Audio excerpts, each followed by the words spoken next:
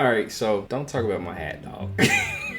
I'm in San Diego. I have not found a barber yet, and my hair look crazy, my dog. I'm not gonna take the hat off. My hairline fade back like Jordan in '98. Michael fades and fires. It's ugly. It's bad. Leave me alone.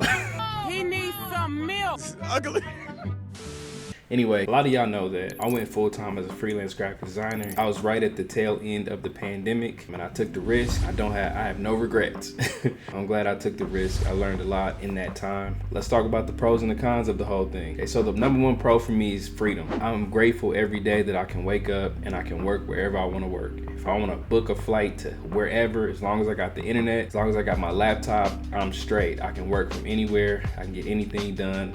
That is amazing to me. That's always been my dream, was to work from wherever I want, work with whoever I want, and feel like I have full control of my career. And I was working those jobs, I hated it. I hated doing the work that they wanted me to do. Ever since I became a full-time freelance graphic designer, I felt fulfilled. I felt like I'm living my purpose. I choose my own schedule.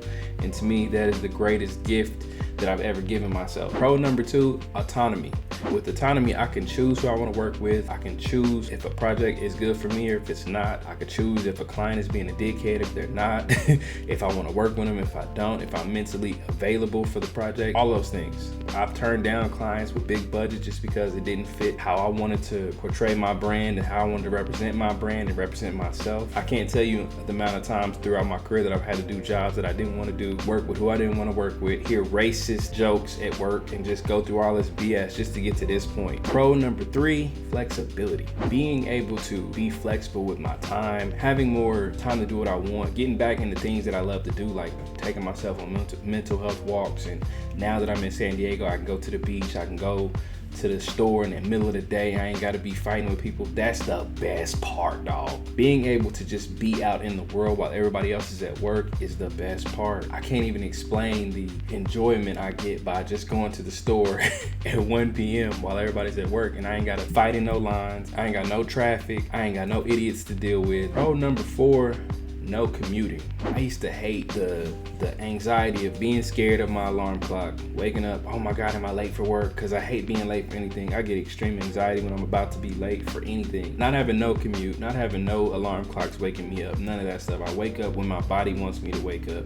I clock in when I'm mentally prepared to clock in. Not having to deal with traffic unless I choose to be in traffic is amazing. Just cutting out the commute alone has helped my mental health. Now let's talk about the cons. Con number 1, potential clients ghosting me. Dog. All right, I made a video on this early in the year. This shit pissed me off, bro. So this client reached out to me on my website. They came through with their budget. They told me what they're expecting from a freelancer. We set up a discovery call. We get on the call. Everything's going great. She then disappears for 3 weeks. No nothing. Radio silence. In the back of my mind, I'm thinking, okay, I should be getting this email or a call or a text or something here soon. Bet. Her message to me was, the scope of the project has changed, so we no longer have any opportunities available. I said, what the f? That was only one client that I was talking about, bro. That has happened 5 times. 2 times by her. She did it again like a couple weeks ago. She goes to me again after not speaking for 6 months. So she came back and offered me another position, had me sign an NDA, showed me the project, and then ghosted me and said that they found someone else. I was just sitting back like, why the f did you offer it then? Why did you hit me up after 6 months for no reason? I didn't solicit you, I didn't bother you at all, and then offer me a position and then snatch it back. What the f? Con number 2, inconsistent money. Freelancing can be very inconsistent if you don't have retainer clients. That is frustrating. When you're going from project to project to project, it can be extremely inconsistent. In order for your money to not be inconsistent, you gotta come up with a marketing scheme. You gotta come up with either outbound marketing or inbound marketing, referrals, some way, somehow, because there's gonna be times when the money's inconsistent and you gotta have a savings, you gotta have something to balance all this shit out. Okay. Con number 3, isolation. Okay, so working from home is amazing, but one thing that can happen is when you work from home all the time, you can get isolated from the world. So for me, I like to go to the gym, I like to go to the grocery store, I like to get out and walk. Lately, I've been playing a lot more basketball.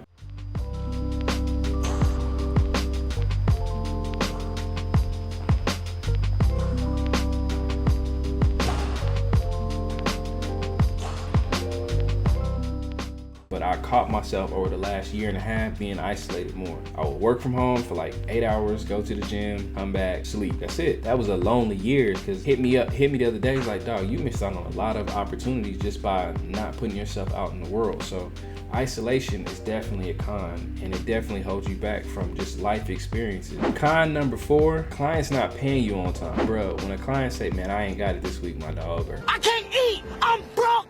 I'm broke. when they ghost you for a little bit and they don't pay you on time and they not doing what they supposed to do, you done did your part, it creates more work insecurity. It makes you feel like they ain't never gonna pay me, or this client didn't ghost me. They were supposed to pay me at this time, they didn't do it. What is they doing? I need my money. I got bills just like they got bills. Some people don't respect your time, they don't respect you, or they just got other stuff going on and they're not mentally available at that moment. But what I try to do when work insecurity hits me, focus on things that I can control. As far as like a client not paying me on time, I can reach out to them. That'll make me feel better. I can give them a call. That'll make me feel better. That way, I feel like, okay, at the end of the day, I did my part. I did what I was supposed to do, and I'm just gonna let everything else work itself out. The whole point of you being your own boss and being your own freelancer, everything's on you. So if one part of the business is failing, it's your fault. If another part of it's failing, it's your fault. So get back on your grind and take care of your business. That's the end of the video. I love you guys, and I'll see y'all next week. Peace.